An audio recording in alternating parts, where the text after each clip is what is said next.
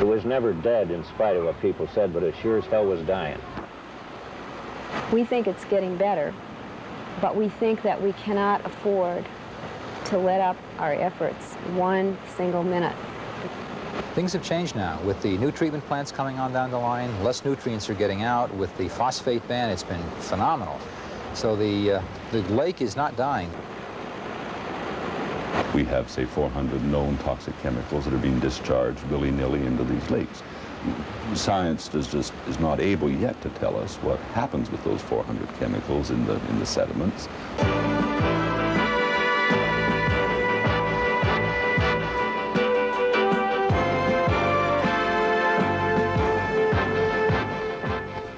The Great Lakes, the most concentrated body of fresh water on Earth, 95,000 square miles of it, about 1/5 of the fresh water in the world. Created by the Great Glacier, the lakes are a natural drainage basin, covering 1,000 miles on the way to the St. Lawrence and the sea. Where nature left the waterways impassable, man built locks to bypass rapids and other obstacles, with the Welland Canal carrying commerce around the biggest obstacle of all, Niagara Falls, where the overflow of the 4 upper lakes thunders over a cliff before reaching Lake Ontario. For 300 years, the lakes have attracted people, commerce, industry, the elements that now cast a shadow across the lakes.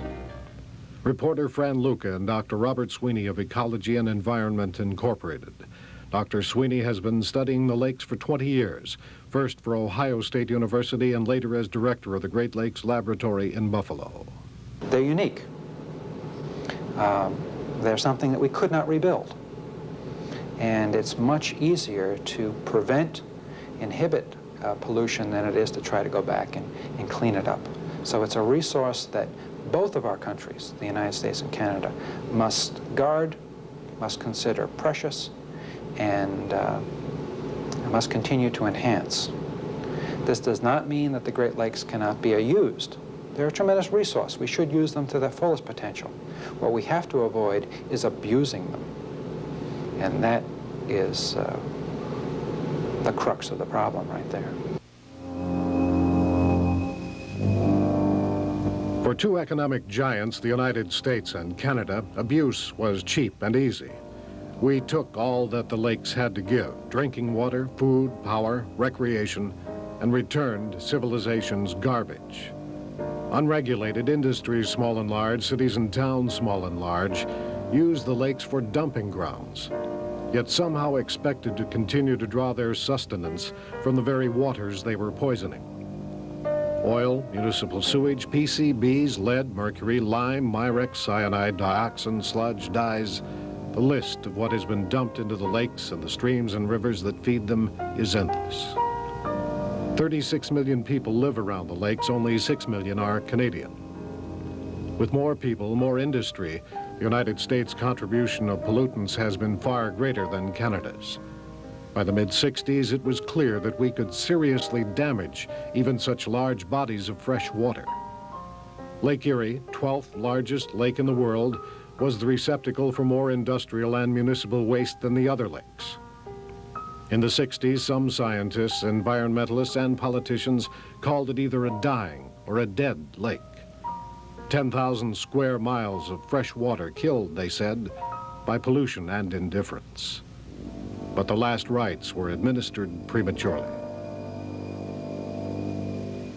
Lake Erie's problem was most visible, the unwanted harvest of algae that rolled up on the beaches and the swimmers. Beneath the surface, algae was using up the oxygen fish and plants need to survive. This problem and others were fed by pollution from cities and industries, plus the runoff from farms and even city streets.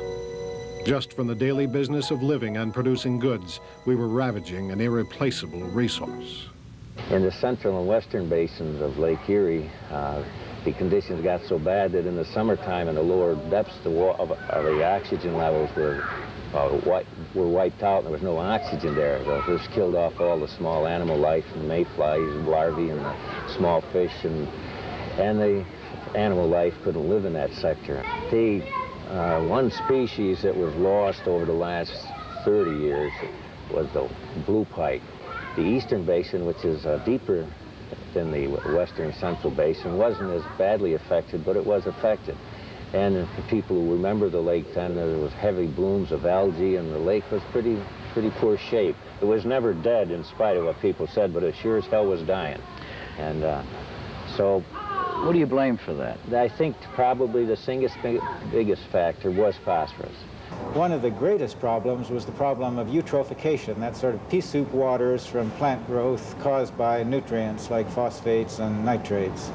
And that problem has been very substantially modified, I must say, not turned around in Lake Erie as it has been in Lake Ontario. You really can't say whether Lake Erie is definitely improving in that regard or whether it's even done any major change. But let me say that just to stay the same means good, because you know the rate we're growing in terms of our productions of things, the prediction in the 1960s would have been that the levels would have been way up here. If they're the same as they were in the 60s, that means you've done good work. There were large areas of Lake Erie that had almost no oxygen in the lower levels of the water. So in that respect, it was dead water. I've never viewed the Lake Erie as a dead lake. From a political standpoint, I guess that was a very beneficial characterization to give it, because it certainly enhanced funding for cleanup efforts, got the money flowing in both Canada and the United States.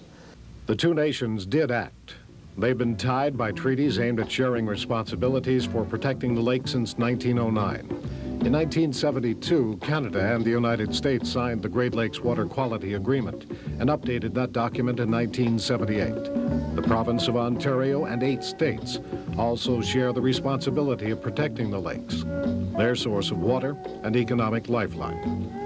On the U.S. side, the effort has been uneven, ranging from periods of concern and commitment to self-interest, to disinterest. The states have no common standards for fighting pollution. Downstream is still someone else's worry. But billions to clean up have been spent by industries and governments, and there were small victories along the way. Albert Abgott was a member of the Erie County Legislature in Western New York, which long ago banned the use of phosphate in detergents, in the face of opposition from citizens, retailers, and the detergent industry. We did pass the first phosphate legislation in New York State, and it was quite effective. We did it, and they came up with substitute products. I think that Lake Erie has benefited from it, but more than Lake Erie, I think future generations are benefiting from it. Part of our problem, of course, stems from the cities that we have upstream that still aren't doing what should be done, primarily in Ohio and Pennsylvania. The reason in Ohio is largely because it's the home base for Procter & Gamble. And the detergent people have been very, very effective in the state legislature, in lobbying the state legislature. The problem of phosphates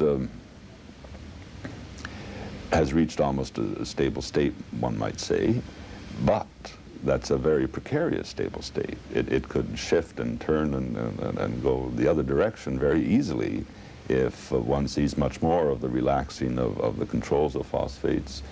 If the actual target loadings have not been met that are set out in the agreement.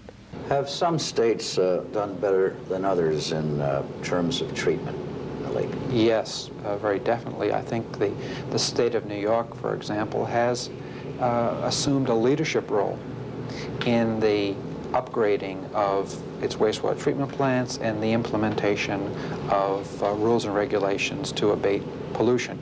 And the taxpayers of New York State have consistently passed bonds that have provided the monies to do this. Other states, such as Ohio, have not exhibited that position. But it's difficult because there isn't much of a club or other mechanisms to force the states to comply. It has to be almost a voluntary basis. This is one of the reasons why I very strongly emphasize that what we need is a federal program, one that encompasses the United States and sets some standards. Because right now, New York State is being outcompeted. People come into our office and they say, look, if you don't give us a break, or at least make things more rational, we're going to go to Ohio. What can I say? Because you're going to go to Ohio, I'm not going to have you apply the regulations, or I'm not going to send you to a hearing. It's asinine. So we're economically, New York State is being put in a tough position, and environmentally, I'm being put in a tough position because I'm demanding actions here that 500 miles away, they're not demanded. New York State can't do this. This really has to be the federal government coming in with some unified standards. Most important thing. Despite different degrees of commitment from governments and industries toward lessening the pollution burden on Erie and the other lakes, some improvements in their quality are clear. We no longer see the gross industrial pollution that we saw back in the 60s. The phosphorus programs are just about online. The phosphorus removal plants have been built in the basin. And what we're running into right now is people are starting to feel very complacent about the whole situation. But the public is starting to find out how much these programs are actually costing. It's starting to show up in our sewer bills, and a backlash in that area was probably the most dangerous thing that can happen to Lake Erie right now. It doesn't take very long for a shutdown of a few of those plants or non-attention to the progress for the lake to become eutrophic again. Detroit plant has just gone online, and that was the biggest single source of phosphorus to Lake Erie. So we're going to look for some cleanup in the western end of the lake that might begin to mirror cleanup in the eastern end of the lake. Lake Erie produces more fish than all of the other Great Lakes combined. And the value of the sport and commercial fishery, likewise, of Lake Erie, likewise, is greater than all of the other Great Lakes combined.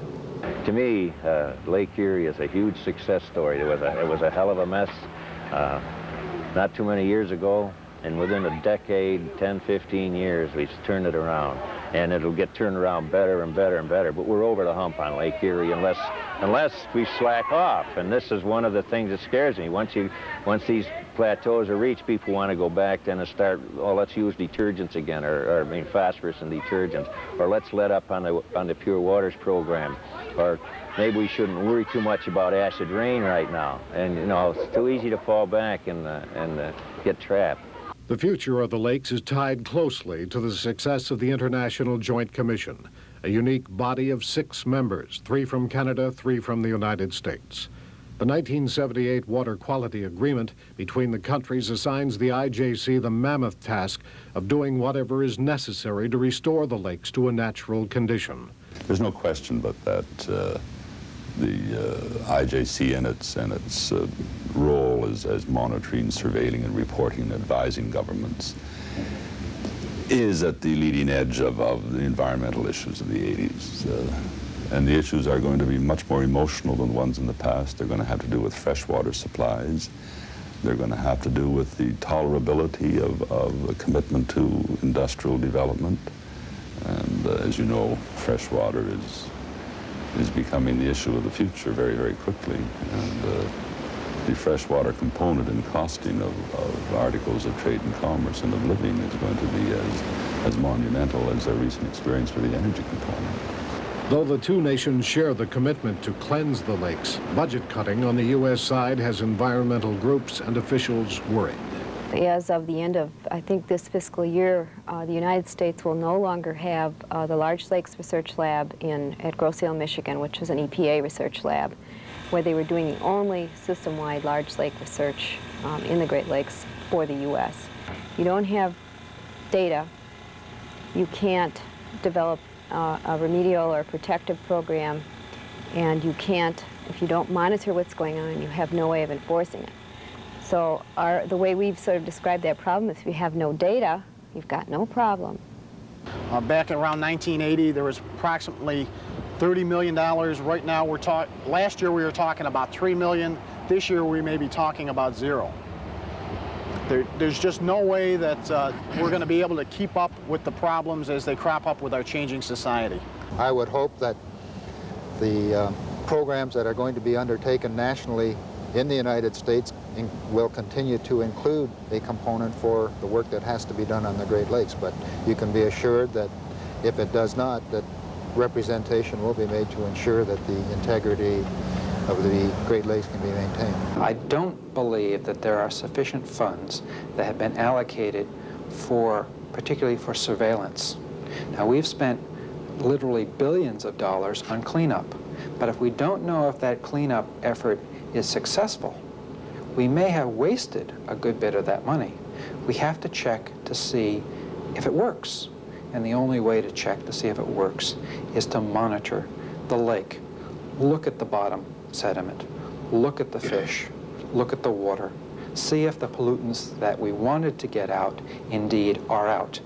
And also, let's check to see if there's something there that we didn't know was there. Are the agreement obligations between the two countries being met? Well, I think you'd have to say, in the context of today, that they are not. I would say that in two regards. People often ask me about the Reaganomics thing, you know.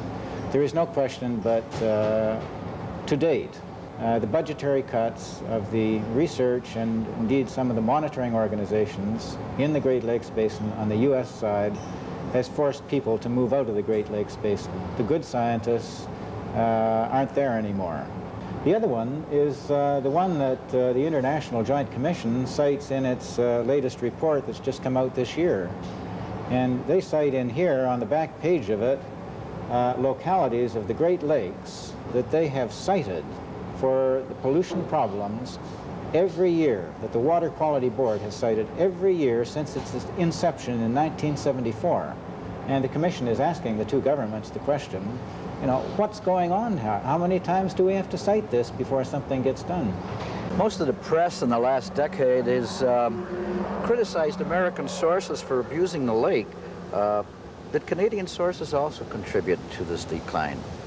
I think, to be fair, yes. I think one has to take a look at where in the Great Lakes system that you're looking at problems. If you take a look at the Niagara River, it's the significant problem, over 90% of it is from the U.S. side. If you take a look at Windsor and the Detroit River situation, it's primarily, again, on the U.S. side. If you go further up the Great Lakes Basin to the St. Clair River, we have to acknowledge that there are industries. A major contribution is from the chemical industry in the Sarnia area.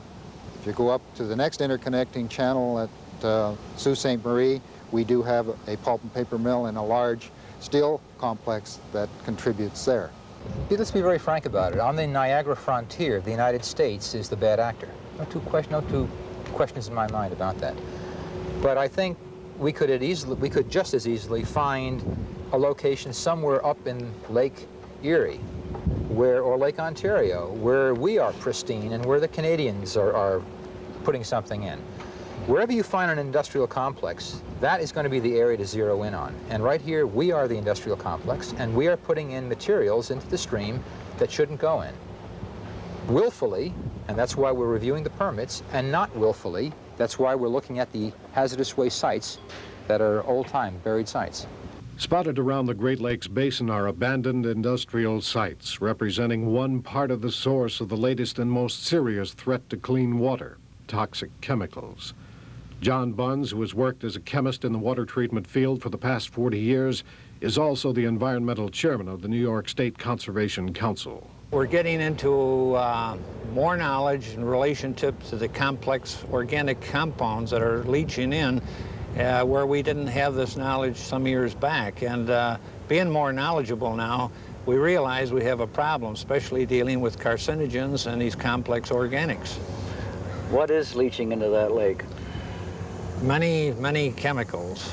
And when we get into talking like compounds of benzene, alpha-pyrene, we're talking an extremely toxic carcinogens, and it becomes a health matter. What are the sources of this problem, and is enough being done to stop this chemical contamination?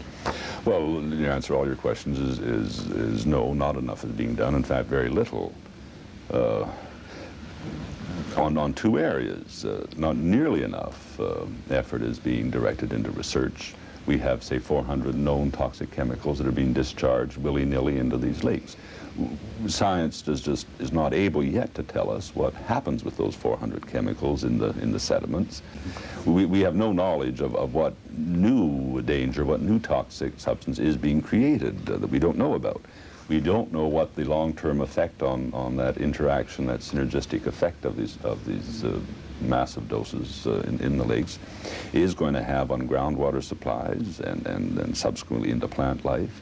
We have no notion what it means for the fish and other resources of the lakes. So we don't know that. So we're not putting nearly enough resources into trying to find answers to some of those things. So we have some sense of what the problem is.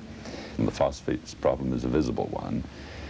And in a sense, it does great damage to man, but in a different way. It means we can't use the water, we can't swim, we can't fish, we can't boat, we can't do any of those things. But it doesn't necessarily directly affect our health, whereas the toxics do.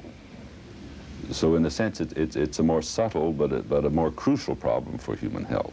The problem of the 80s really is the chemical pollution of these waterways. The major problem really ends up to be the municipality, like Niagara Falls perhaps. There are others that receive a chemical waste. Those plants have to operate properly, because if their stream isn't cleaned properly, they're not just throwing out things that have an oxygen demand. They're throwing out things that could be toxic.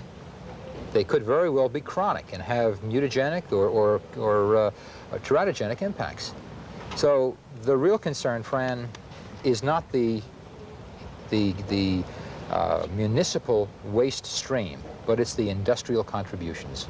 In Lake Ontario, we're looking at one of the worst situations in the world for a large lake. Just to think of some of the toxic chemicals like the PCBs, the DDT and their derivatives that are still lingering around even though the production has been virtually halted. And then we've got some new things in the systems like this dioxin that has been coming in recently. Then only 2 years ago, in 1980, the Love Canal really came to an explosive discovery, and it just shocked people in government, in the International Joint Commission, I know, that situations like that could exist. And yet, Love Canal is still sort of seeping things in there, and we still have chemical industries seeping stuff in from the Buffalo, Niagara Falls area particularly. The story of Lake Erie, the Great Lakes, is in a sense a story of fresh water everywhere, all over the world. Abuse, waste, recognition, and hopefully rescue of this life-sustaining resource. What is the key enemy as far as survival of the lake? Us. It's that sort of, we have met the enemy and he is us. We're going to have to make up our minds that whatever we do to clean that lake up has got to be a cost of doing business. And the taxpayers are going to have to share with industry. We're going to have to pay our taxes to support those sewage treatment plants, municipal-wise. We're going to have to enforce the law. But what we're heading toward is a long-term sustainable resource that we can pass on to 3 generations from now, and they can still have that freshwater resource. The fish are no longer reflecting a problem. If you look at the Canadian data and the American data on the Niagara River, and these are 2 reports that were done separate from each other, they both show that the contaminants of the more persistent pesticides and more persistent compounds, DDTs, PCBs, things of that nature, have decreased between 30 and 50% over the past 10 years. So if you take the idea that we're onto issues that we were never onto before, we've examined the hazardous waste in place problem and we're starting to get a handle on it, and that the things that we've done in the past are coming to show some fruition, we may have passed the bottom. My view, and I'm an optimist, is that we're well on the upswing.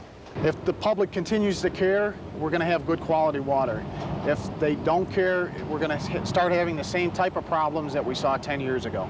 If you look back at attitudes of people and industries and governments 20 years ago, why, they didn't even know what ecology was. Today, we're dealing with quite a different level of understanding, and I think when you look in 20 years' time, it'll be just that much better. I think we really should have, instead of having a boundary waters treaty between our 2 countries, we should really have an ecosystem treaty saying This is a big ecological system, and we're in it.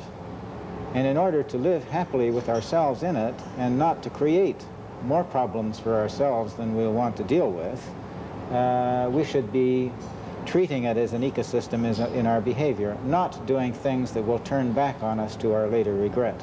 You see, we put the onus on people, and through people to their government, to prove that a certain industrial process or a certain chemical is going to kill people. And that's a very, very difficult onus to meet. We know not nearly enough about cancers. We know not nearly enough about the gene pool and the effect on heredity of these things. And it's a totally unfair onus. A much more sensible way might be, given the uncertainties, is that you are not allowed to start a new process or to put anything in something as important as a drinking water supply unless you can prove that it will do no harm. And the only way that can come about is through a discussion in the community among each of us, having as our primary objective our own selves and our families and our futures. We cannot do it if we come together to talk as chairman of the IJC or as doctor of science or as television interviewer or as politician. We will always take less than a whole view. We are then inevitably into a utilitarian balancing of interest, and there's no way out of that dilemma. You know, so the issue of jobs or health is a dead end. You cannot think about it that way. If you do, there are no answers. Because obviously everyone wants a job and everyone wants health. But how they're interrelated is done in an economic balance sheet, and that's no longer good enough.